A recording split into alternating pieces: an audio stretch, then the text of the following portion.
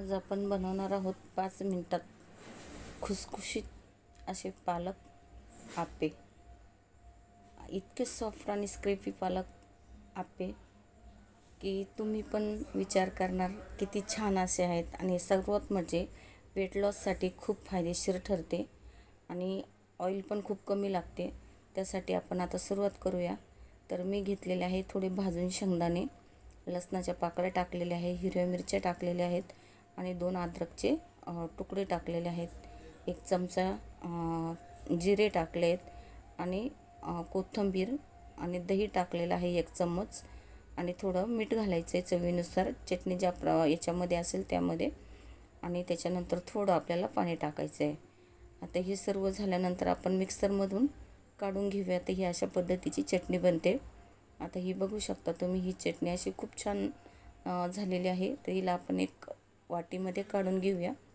आणि वाटीमध्ये काढल्यानंतर आपण तिला आता तडका देणार आहोत. तर मी तेलामध्ये जिरे, मोहरी आणि कढीपत्ता टाकलेला आहे, त्याची आपण तडका देणार आहोत. तर हे बघा, असा तडका दिलेला आहे मी चटणीसाठी. आणि आता ही चटणी आपण अशी तयार करून घेऊया. आता चटणी आपण थोडे अशी पद्धतीत थोडीशी एकमेकांमध्ये तो तडका थोडा मिक्स करून आणि साईडला आपण झाकून ठेवूया. आणि आता आपण घेणार आहोत आप्याचे साहित्य. तर मी 1 कप मुगाची डाळ घेतलेली होती.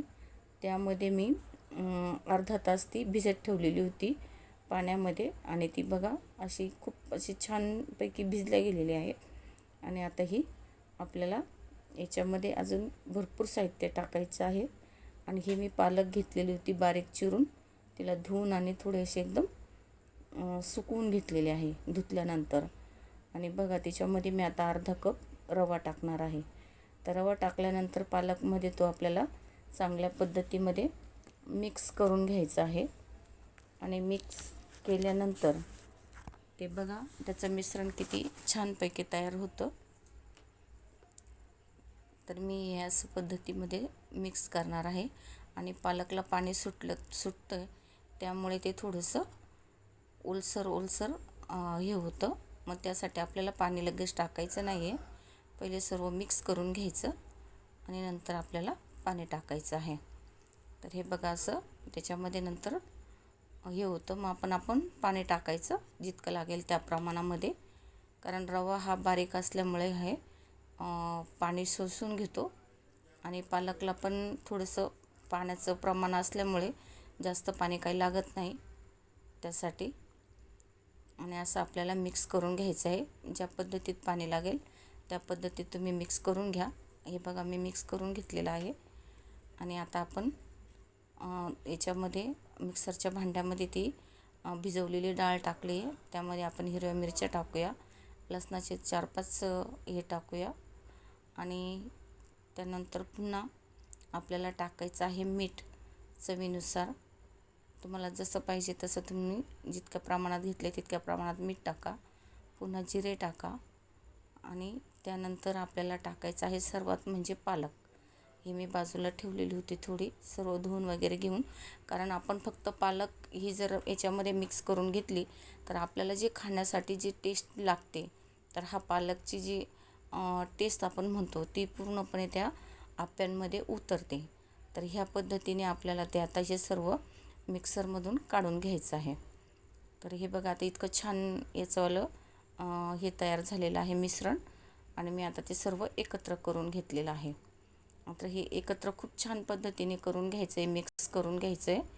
आणि थोड्या वेळ आपण ज्यावेळेस ठेवतो त्यावेळेस त्याला खूप छान असा कलर येतो ते भिजल्यानंतर. आणि ते आपलं रवा जसा फुगला जातो तसं मिश्रण पण खूप थोडंसं जास्त होतं प्रमाणापेक्षा, आपल्याला जितकं पाहिजे तितकं. आता हे बघा मी 10 ते 15 मिनटं हे बाजूला ठेवलेलं होतं. बघू शकता तुम्ही किती छान असं पालकचा कलर त्याच्यामध्ये आलेला आहे. आणि छानपैकी असं परत मिक्स करून घ्यायचं आहे आपल्याला. बघा तुम्ही किती सुंदर असा कलर आलेला आहे त्याला. आणि हे वेट लॉससाठी खूप छान असतं खाण्यासाठी. दररोज आपल्याला कंटाळा येतो, त्यासाठी आपण हे आज नवीन प्रकारचे बनवलेले आहे. आणि मी इकडे गॅसवरती आप्याचं भांडं ठेवलेलं आहे. तर ते भांडं आता गरम झालेलं आहे. त्यात आपल्याला थोडं थोडं एक एक दोन दोन थेंब तेल सोडायचं आहे. ते तेल सोडून सर्व याच्यामध्ये घेऊया आपण कप्प्यांमध्ये. आणि हे मंद आचेवरती ठेवायचं आहे आपल्याला. जास्त गॅस हा फुल करायचा नाही, कमीच याच्यावरती ठेवायचा आहे. आणि आता त्यावरती आपण हे मिश्रण असं आपण आता प्रत्येक भांड्यामध्ये टाकत जाणार आहोत. पण हे नक्कीच तुम्ही करून बघा आणि तुम्हाला खायला पण आवडेल. खूप छान होतात. मी असे बरेच वेळेस करून खाल्लेले आहेत. तर म्हटलं चला आज सर्वांसोबत आपण पण रेसिपी शेअर करूया. आणि सर्वात जास्त म्हटलं ना तर वेट लॉससाठी आपण बऱ्याच पदार्थांचा उपयोग करतो. पण पालकचे ज्यावेळेस आपण हे आप्पे खातो ना तर खूप सुंदर असे पालकचे हे लागतात. त्यामध्ये मूग डाळ पण हे आपल्याला वेट लॉस करण्यासाठी खूप फायदेशीर ठरते. त्यासाठी मी हा नवीन पदार्थ करून बघितलेला आहे. तुम्हाला कसा वाटतो खाल्ल्यानंतर पण मला नक्कीच कमेंटमध्ये सांगा. आणि तुम्ही कुठून बघता आहात रेसिपी ते पण मला सांगा. आता यावरती आपण थोडं झाकण ठेवणार आहोत. झाकण ठेवल्यानंतर 5 मिनटं आपण त्याला थोडं वाफू देणार आहोत मंद आचेवरती. आणि मंद आचेवरती असंच राहू देऊ थोडं. आणि थोडं मध्ये मध्ये तुम्ही बघू शकता, कारण जळायला पण नको. हे बघा किती छान असे फुगलेले आहेत. मी 5 मिनटं झाकण ठेवलेलं होतं. थोडं पुन्हा आपण वरून एक एक दोन दोन थेंब तेल टाकूया, की जेणेकरून वरचा भाग पण चांगला शेकला गेला पाहिजे. तर ह्या पद्धतीने आपण करूया. आणि छानपैकी असे एकदम असे कुरकुरीत लागतात खाण्यासाठी पण.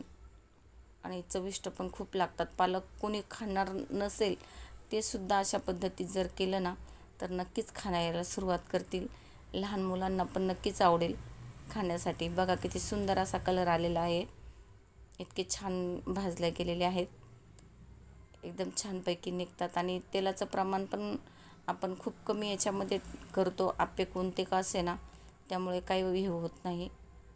बघा किती छान त्याला कलर पण आलेला आहे. आणि आता ते अजून पण फुगणार. ते किती सुंदर असे दिसत आहेत ते. नक्कीच तुम्ही पण ट्राय करून बघा, कसं वाटेल. तुम्हाला पण खूप छान वाटेल खाण्यासाठी.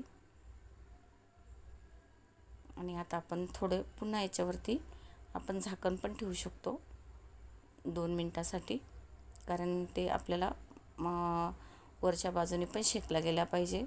बघा किती सॉफ्ट झालेले आहेत ते, किती छान असे हे झालेले आहेत.